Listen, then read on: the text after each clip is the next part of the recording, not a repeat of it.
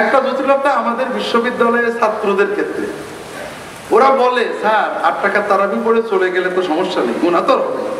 Sir সুন্নত না পড়লে গুনাতর হবে না। প্রশ্ন বুঝেছেন? আমি কি উত্তর দিই? আমি বলি দেখো, তোমাদের 100 নম্বরের ভিতরে যদি 60 নম্বর উত্তর দাও, মোটেও গুনাহ হবে না। গুনাহ হবে না মানে গুনাহ হবে না মানে ফেল হবে না। গুনাহ হওয়া মানে কি? যদি ছেলেরা 60 নম্বরের উত্তর দেয়, পাস হবে না? নিশ্চিত পাস। আমরা তো ভালো নাম্বার দিই।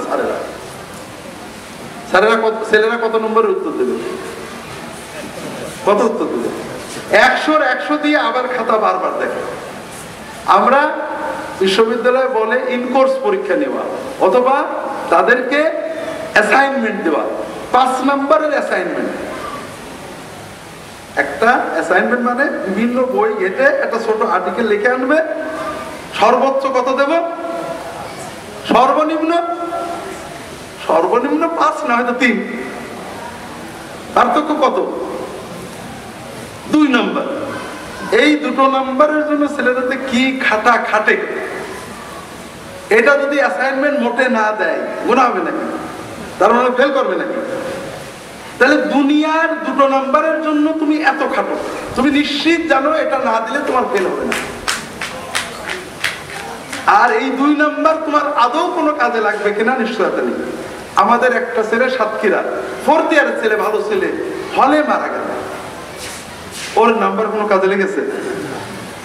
এবং তোমরা জানো না, আমরা স্যারেরা তোমার এত খাটার পর আদৌ নম্বর বেশি দেবো না কম দেবো। তুমি আমার দল করো না, নাম্বার কমিয়ে দেবো। তুমি আমার স্যার বলো না, বেয়াদবি করেছো, নাম্বার কমিয়ে দেবো। এত খাটার পরেও নাম্বার নাও দিতে পারি, আবার নাম্বার পাওয়ার পরেও তোমার কাজে নাও লাগতে পারে।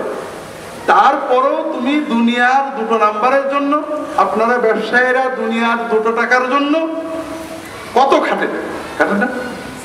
খরিদ্দার আসার সম্ভাবনা থাকে, 200 টাকা বিক্রি হলে 10 টাকা লাভ হবে। 10 টাকার জন্য 2 ঘন্টা বসে থাকে।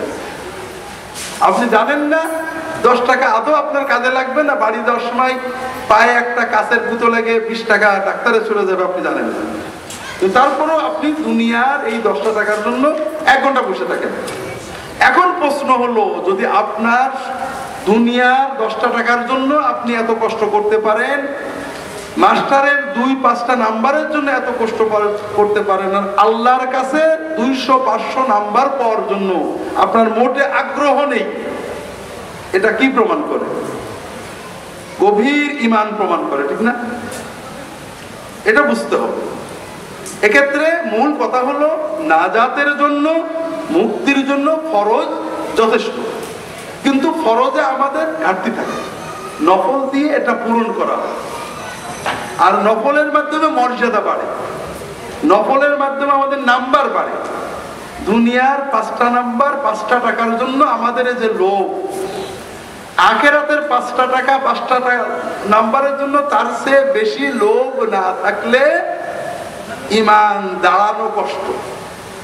আল্লাহু আ'লাম। ইসলামী ব্যাংকে সকল কার্যক্রম সুদ মুক্ত না সুদযুক্ত ফতোয়া দেন।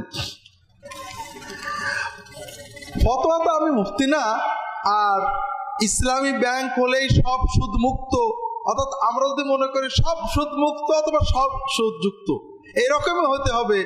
50-50, 30-60, 40-60, 35-65 হওয়া যাবে না, এটা ভুল।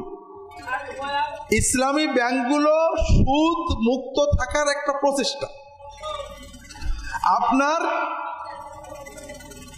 ছাগল অথবা মুরগি গাড়িতে ধাক্কা মেরেছে, মরে যাচ্ছে, আপনি কি করেন? তাড়াতাড়ি যে কি করেন?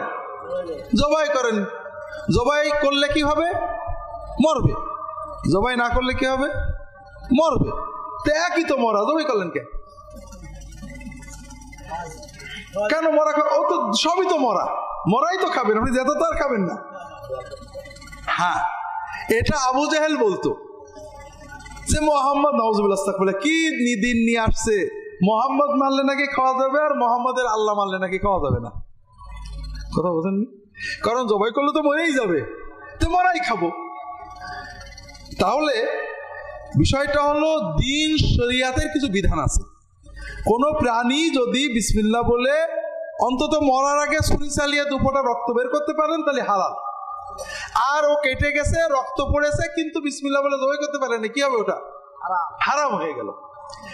এইরকম শরিয়াত মতো আমাদের পুরো সমাজটাই হলো অনইসলামী সমাজ। এখানে শরিয়া পালন করা কঠিন ব্যাপার। তারপরেও ইসলামী ব্যাংক, কোন ব্যাংক শরিয়া পালনের চেষ্টা করে। 16 আনা এটা বলা যাবে না, অনেকেরই নিয়ম নীতি ইসলামী শরিয়া সম্মত, কিন্তু বাস্তবায়নের ক্ষেত্রে শরিয়া লঙ্ঘন করার প্রমাণ আছে। আপনি যেটা করবেন, যেমন আপনার গরু গাড়ির ধাক্কা লেগেছে, মরছে, একজন বললো বিসমিল্লাহ বলে জবাই করে দে। আরে জবাই করলেও মরবে, এমনিও মরবে, একই তো, ও মরে গেছে, খেয়ে নিলেন, ঠিক আছে তো? হ্যাঁ, আপনি যদি মনে করেন সবই যখন এক, আমি শুধুই কারবার করব, এটা ঠিক না। আপনি আপনার মুআমালাতটা, কারণ যারা ব্যাংক থেকে মুক্ত থাকতে পারবেন আলহামদুলিল্লাহ, আমার যারা গরিব, যাদের সম্পদ নেই, অথবা ব্যাংকে শুধু রাখলে হয়, কিন্তু অনেকেই আছেন বিনিয়োগ করতে হয়, টাকা নিতে হয়, তার নিজের লেনদেনটা শরিয়া সম্মত করার চেষ্টা করবেন, সাধ্যমতো আল্লাহকে ভয় করবেন, তাকওয়ায় চলবেন।